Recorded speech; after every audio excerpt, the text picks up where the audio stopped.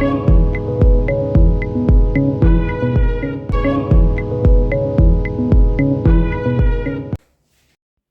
guys! Welcome to my vlog. Dahil Christmas party po, bukas ng dalawa kong anak. Yung isa, yung dadalhin ay soft drinks at saka gulaman. Yung isa ko naman po ang anak ay puto cheese. Kaya ngayon, gumawa ako. Inuna ko po muna yung paggawa ng gulaman kasi mas mabilis itong lutuin, mas mabilis gawin kaysa sa puto cheese. Kasi yung puto cheese, maraming proseso na gagawin at kailangan bantay na bantay ka talaga. At ayan, yung sa kabila, nagluto rin po ako ng macaroni para pang merenda din namin. Kunti lang po yan, hindi po yan madami.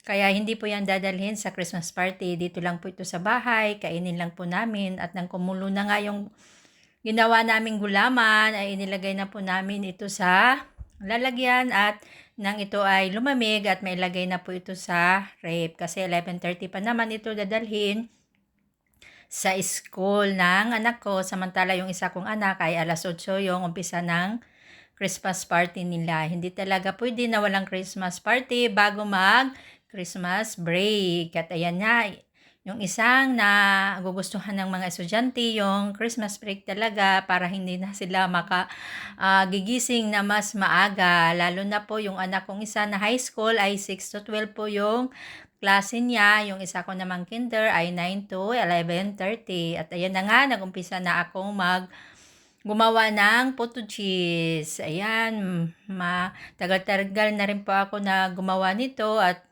ngayon na lang po sinunod ulit. Bago po namin ipinaghalo yung cake flour at asukar, baking ay akin po muna sinala ng maayos yung cake flour para mas maganda, mas pinong-pino talaga. Although wala namang buong-buo pero sinala ko pa rin para mas maganda talaga, mas sigurado. At ayan nga si Ate Lynn, yung kasama ko sa paggawa parati.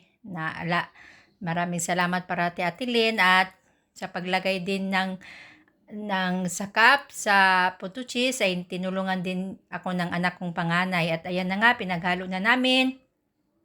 Dairy cream po yung ginamit namin instead na star margarine at sa 1 kilo po ng cake flour ay 1 dozen rin po na itlog yung nilagay namin at 3 ibab. At syempre, at ayan na, kailangan po paghaluin natin ng maayos para wala pong buong buo na maiiwan. Mas maganda talaga pag nahalo po natin ng maayos. Ayan, magsipag lang po tayo sa paggawa natin ng kunting kung saan at sa saan ay mamomonetize din tayo. At ayan na nga, inumpisahan na namin at nang makasalang na at nang makaluto na talaga. Sipag at tiyaga lang talaga. At ayan na nga, maraming salamat po sa patuloy na suporta. May naluto na po kami.